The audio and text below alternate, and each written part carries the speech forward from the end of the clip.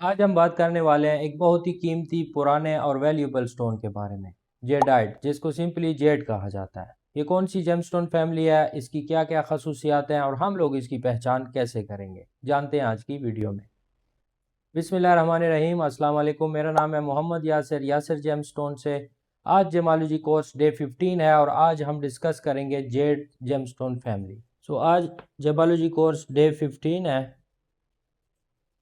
And आज जो हमारे पास जेमस्टोन फैमिली है जो कि हमने सीखनी है वो है जेड फैमिली। सबसे पहले आप इस बात को समझिएगा कि जेड जो है ये सिंगल एक स्टोन नहीं है या सिंगल एक मिनरल नहीं है, ये दो मिनरल्स कैरी करता है। नंबर 1 पे जेडाइट एंड नंबर 2 पे नेफ्राइट।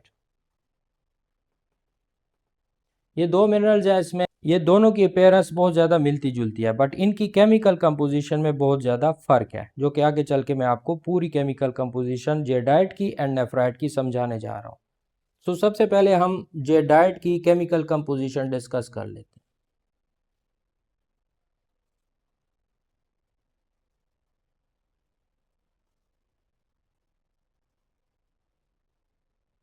हैं। जेडाइट में केमिकल फार्मेशन में सोडियम है, एल्यूमिनियम है, सिलिकॉन एंड ऑक्सीजन।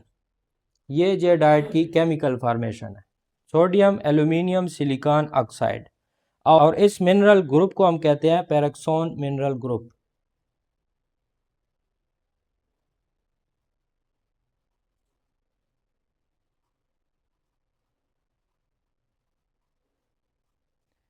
ये जो मिनरल ग्रुप है इसको हम पेरोक्सीन या पेरोक्सोन मिनरल ग्रुप के नाम से जानते हैं। ये पेरोक्सोन क्या है ये आगे चल के मैं आपको इसकी डिटेल में ये चीज़ें समझा देता हूँ। इसके बाद इसकी हार्डनेस आप नोट कीजिएगा, 6.5 से 7 तक इसकी हार्डनेस है। इसकी हार्डनेस जो है वो डायमंड से कम है, लेकिन इसकी जो टफनेस है वो डायमंड से भी ज़्यादा है। और यही वजह है कि तमाम जेमस्टोन्स में जेडाइट जो है इसको बहुत ही ज़्यादा ड्यूरेबल स्टोन माना जाता है। ये वेयर एंड टेयर से ख़राब नहीं होता, इसके ऊपर जितना भी प्रेशर पड़ जाए ये टूटता नहीं है। ये एक बहुत ही ज़्यादा ड्यूरेबल स्टोन है। और ये जो जेडाइट है ये बहुत ही ज़्यादा वैल्यूएबल स्टोन है इस फैमिली का।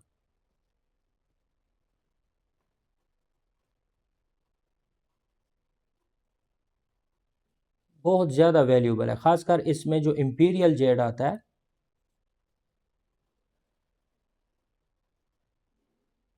इंपीरियल जेड जो कि म्यांमार से आता है, ये बहुत ज़्यादा वैल्यूएबल है और बहुत ज़्यादा महंगा है। जो कि अभी आप अपनी स्क्रीन पे इसकी पिक्चर देख रहे हैं, इसमें कलर्स आते हैं green, yellow, white and red.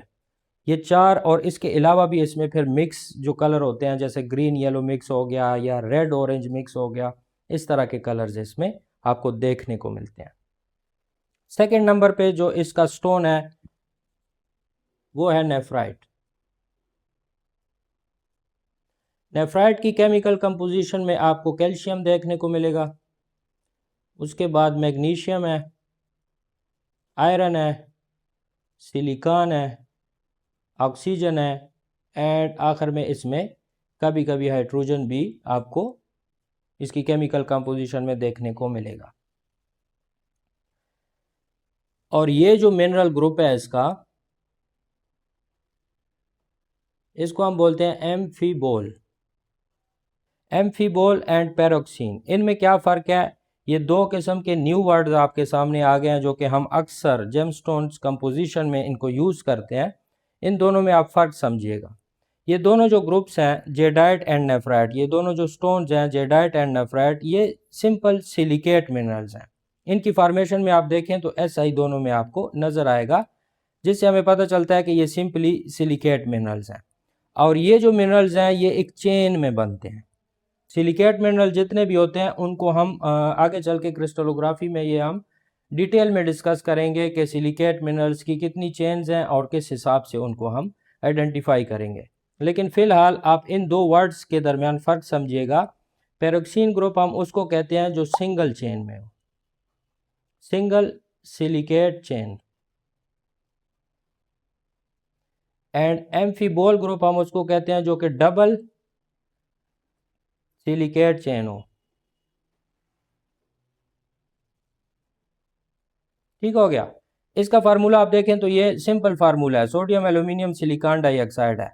और नेफ्राइट का आप अगर आप फार्मूला देखेंगे या आप इसकी केमिकल फार्मेशन देखेंगे तो उसमें आपको कॉम्प्लेक्स मिनरल नज़र आएंगे। कॉम्प्लेक्स मिनरल से मुराद के इसमें बहुत सारे मिनरल्स एक जगह हो रहे हैं। जैसे गार्नेट में हमने पढ़ा था कि वो एक कॉम्प्लेक्स मिनरल फैमिली है, तो इसी तरह नेफ्राइट जो है ये भी कॉम्प्लेक्स मिनरल्स है।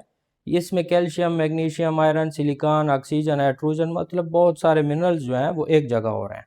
तो इसको हम बोलते हैं amphibole double silicate chain mineral, और इसका फार्मूला जो होता है वो कॉम्प्लेक्स होता है।